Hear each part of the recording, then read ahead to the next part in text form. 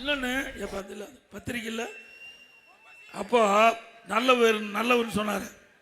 இப்போ திரு கருணாநிதி அப்போ மோடி நல்லவர்னு சொல்கிறார். நாம் சொல்லலை. அவர் யார்? நாம் சொல்கிறதுக்கு முந்திய அந்த பேப்பரில் ஏன்னா இதெல்லாம் காட்டினா தான் மக்களுக்கு புரியும், திமுக நிலைமை என்னன்னு தெரியும். அப்போ ஒரு பேட்டியில் சொல்கிறார் பத்திரிகைக்கு, மோடி நல்லவர், குஜராத்தில் சிறப்பு ஆட்சி செஞ்சவர், திறமையானவர்னு யார் சொல்கிறா? திரு கருணாநிதி, திரு உதயநிதியினுடைய தாத்தா சொல்கிறார்.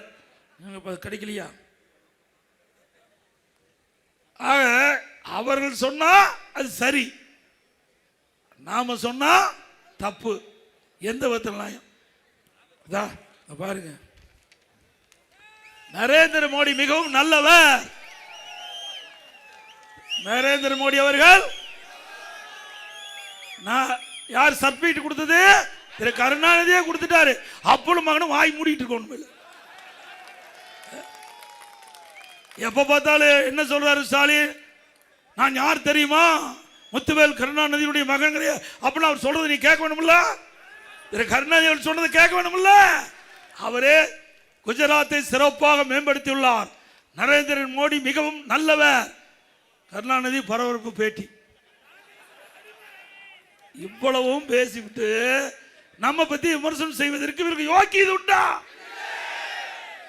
ஏங்க, நாம தேர்தல் நேரம் திமுக தலைமையில் ஒரு கூட்டணி, அண்ணா திமுக தலைமையில் ஒரு கூட்டணி, நாங்கள் வாக்குகள் சிதறாம அண்ணா திமுக தேசிய ஜனநாயக கூட்டணி அமைச்சிருக்கிறோம். எங்களுடைய கூட்டணி அமைக்கின்ற போதே தெளிவுபடுத்தியாச்சு. எங்க கூட்டணிக்கு தலைமை அண்ணா திமுக. எங்க கூட்டணி வெற்றி பெற்று வந்தா அண்ணா திமுக ஆட்சி அமைக்கும். எங்களுடைய கூட்டணியுடைய வேட்பாளர் இபிஎஸ் சொல்லியாச்சுல்ல.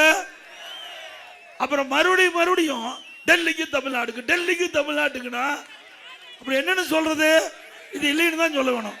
இது இருக்கிற சொன்னா புரிஞ்சுக்கலாம், இல்ல சொல்லி எப்படி புரிய வைக்க முடியும்? அது மட்டும் இல்ல, ஸ்டாலின் சொல்றார், மத்தியில் எங்களுக்கு நிதி கொடுக்கல, திட்டம் கொடுக்கலினார். 15 ஆண்டு காலம் மத்தியில் ஆட்சி அதிகாரத்தில் திமுக இருந்ததா இல்லையா? காங்கிரஸ் கட்சியில மத்தியில் அமைச்சரவையில் இடம்பெற்றிருந்தீங்க. பாரதிய ஜனதா கட்சி மத்தியில் ஆண்ட போது அமைச்சரவை இடம்பெற்றிருந்தீங்க. ஐக்கிய குஜராத் அவர் பிரைம் மினிஸ்டர் இருந்தபோது மத்தியில் ஆட்சி இருந்தீங்க. மரியாதைக்குரிய தேவகடா அவர்கள் அவர் பிரைம் மினிஸ்டர் இருந்தபோது மத்தியில் ஆட்சி அதிகாரத்தில் 15 ஆண்டு காலம் திராவிட முன்னேற்ற கழகம் ஆட்சி அதிகாரத்தில் இருந்தது. அப்பொழுதெல்லாம் தமிழ்நாட்டு மக்களுக்கு, தமிழ்நாட்டு மக்களை பற்றி கவலைப்படாத முதலமைச்சர் இன்றைய முதலமைச்சர் ஸ்டாலின் திரு கருணாநிதி அவர்கள். ஏன் அப்ப திட்டத்தை வாங்கியிருக்கலாம்ல? நீங்க அமைச்சரவையில் இடம்பெற்றிருக்கும் போதே திட்டத்தை வாங்கியிருக்கலாம்ல? அதிகாரம் இருக்கும் போது தானே கிடைக்கும். திட்டமும் வாங்கல, நிதியும் வாங்கல. இப்போ மத்திய அரசாங்கம் கொடுக்கலைங்கிறீங்க. மத்திய அரசோட இணக்கமா இருந்தா தேவையான திட்டத்தை வாங்கியிருக்கலாம். நாங்க மத்திய அரசோட இணக்கமா இருந்தோம்.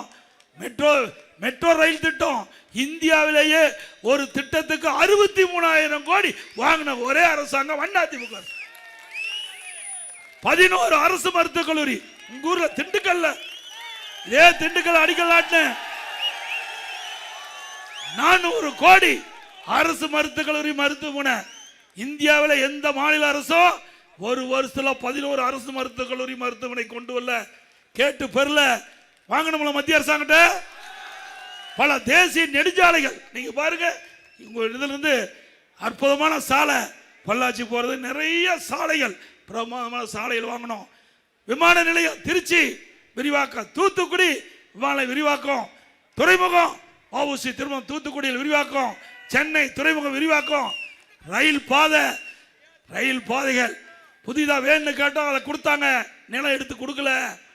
புதிய ரயில் வேணும்னு கேட்டோம், கொடுத்தோம். கேட்டதெல்லாம் கொடுத்தாங்க.